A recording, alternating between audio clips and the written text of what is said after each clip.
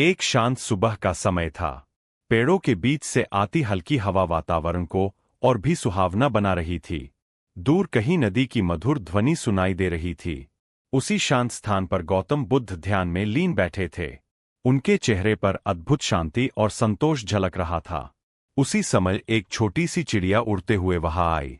वह कुछ देर बुद्ध के पास बैठी रही, जैसे किसी गहरे विचार में हो। फिर धीरे से बोली, हे प्रभु, मैं कई दिनों से आपको देख रही हूं। आपके पास लोग आते हैं, अपने दुख बताते हैं और कुछ समय बाद शांत होकर लौट जाते हैं। लेकिन मैं समझ नहीं पा रही हूं, ये संसार के लोग इतने दुखी क्यों रहते हैं। बुद्ध ने धीरे धीरे अपनी आंखें खोली और चिड़िया की ओर देखा। उनकी मुस्कान में करुणा और समझ थी। उन्होंने कहा, तुम्हारा प्रश्न बहुत गहरा है। यही प्रश्न हर मनुष्य के जीवन का भी केंद्र है।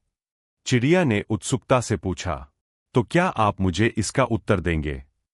बुद्ध ने पास पड़े एक सूखे पत्ते को उठाया और बोले, देखो इस पत्ते को। यह कभी हरा भरा था, जीवन से भरा हुआ। लेकिन समय के साथ यह सूख गया और पेड़ से गिर गया। क्या यह प्रकृति का नियम नहीं है? चिड़िया ने सिर हिलाकर कहा, हां, यह तो स्वाभाविक है। बुद्ध बोले, लेकिन अगर यह पत्ता सोचने लगे कि मैं हमेशा हरा ही रहूं, तो क्या होगा? चिड़िया बोली, तो वह दुखी होगा, क्योंकि ऐसा होना संभव नहीं है। बुद्ध मुस्कुराए, यही मनुष्य के दुख का पहला कारण है। वह जीवन की सच्चाइयों को स्वीकार नहीं करता। वह चाहता है कि सब कुछ हमेशा उसके अनुसार ही चलता रहे। चिड़िया ध्यान से सुन रही थी। उसने फिर पूछा, क्या सिर्फ यही कारण है? बुद्ध ने कहा, नहीं, एक और कारण है, तृष्णा, लालच और इच्छाएं। मनुष्य के पास जो है, वह उससे संतुष्ट नहीं होता। वह हमेशा और अधिक चाहता है, अधिक धन, अधिक सम्मान, अधिक सुख। चिड़िया ने मासूमियत से पूछा, लेकिन चाहत रखना तो गलत नहीं है, ऐ ना? बुद्ध ने समझाते हुए कहा, चाहत रखना गलत नहीं है, लेकिन अत्यधिक चाहत और उससे जुड़ी अपेक्षाएं ही दुख का कारण बनती है। जब मनुष्य की इच्छाएं पूरी नहीं होती, तो वह दुखी हो जाता है। इतना कहकर बुद्ध कुछ क्षण के लिए शांत हो गए। आसपास का वातावरण और भी गहरा हो गया था।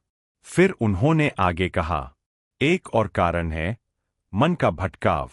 मनुष्य न तो अपने बीते हुए समय को छोड़ पाता है और न ही भविष्य की चिंता से मुक्त हो पाता है।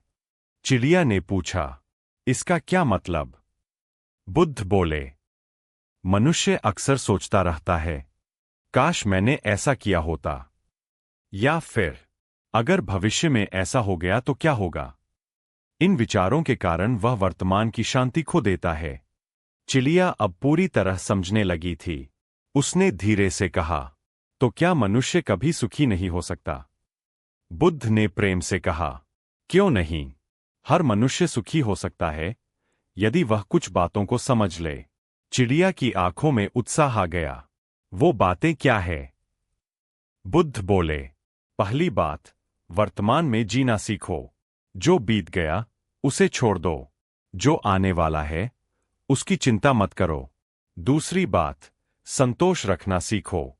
जो तुम्हारे पास है उसी में खुशी ढूंढो।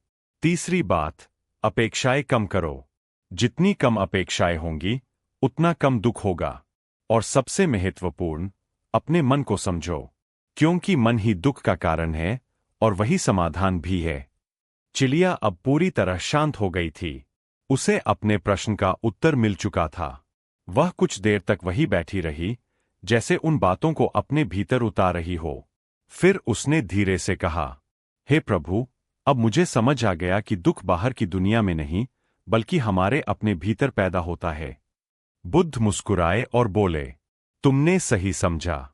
जिस दिन मनुष्य अपने भीतर झांकना सीख जाएगा, उस दिन उसके सारे दुख समाप्त हो जाएंगे। चिड़िया ने सिर झुकाया और आकाश की ओर उड़ गई। लेकिन जाते जाते वह एक गहरी सीख छोड़ गई। मनुष्य अपने विचारों से ही अपने सुख और दुख का निर्माण करता है। उस दिन के बाद जो भी उस चिड़िया को देखता, उसे ऐसा लगता जैसे वह सिर्फ एक पक्षी नहीं, बल्कि एक संदेश लेकर उड़ रही है। जीवन को सरल बनाओ वर्तमान में जियो और संतोष को अपनाओ।